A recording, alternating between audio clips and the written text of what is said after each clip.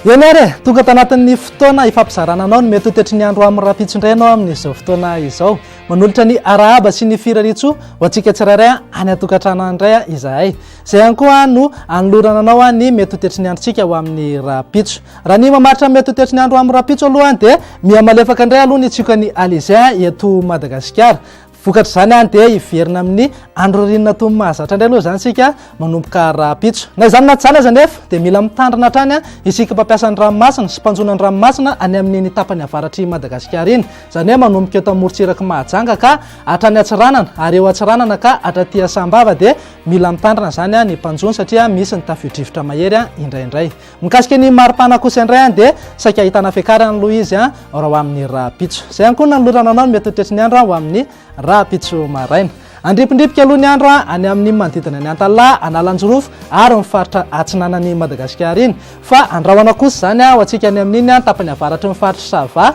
ny eto amin'ny faritry ny avoatany ray manontolo mifaritra Vatovavafito Vinany mifaritra Atsimo Atsinanana ary mipakatra aty amin'ny faritra Anosy sy ny ilany atsinanan'ny faritra Androy mihitsy mifaritra sisa rehetra moa dia ibalika tanteraka ingaby masoandro na somary andrahoana vitsy ny andro raha hoan'ny tolakandro kosa indray ary nijery antsika dia toetrana aloha ny orana malefaka any amin'iny manodidina ny Antalahy sy Analanjorofo ary ana Toamasina any ny eto amin'ny faritry ny Atany ray manontolo kosa dia vinavinaina andrahoana ny andro ary toy izany koa ny aty amin'ny faritra Vatovavafito Vinany faritra Atsimo Atsinanana ary mipakatra any Taolagnaro any mifaritra sisa rehetra moa dia milamina be fa afaka manararaotra tsara mihitsy amin'ny fipisahan'ny masoandro fa raha hoan'ny maripana vao vinavina ho amin'ny rapitso maraina zao dia mangatsika aloha ny andro any Atsirabe any satria eo amin'ny 7 degré celsius eo maripana 12 degré celsius kosa zany any Antananarivo ary 14 degré celsius ho an'iny fanodidina ny Fianaratsoa iny ny morontsiraka Sorareny Voaparitany moa dia saika eo amin'ny 7 ka hatramin'ny 13 degré celsius eo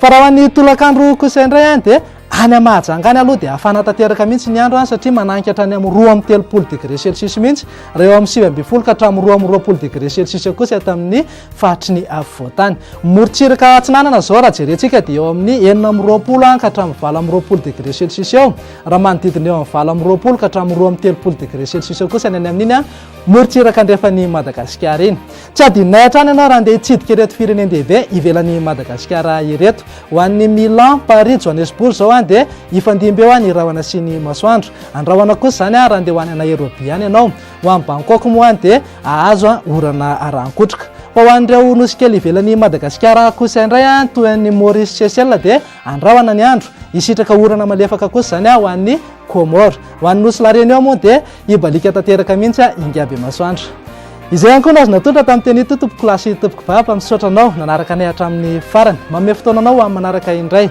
izay avy ety mety ihany koa dia mirary herinandro finaritra ho anao veloma tompoko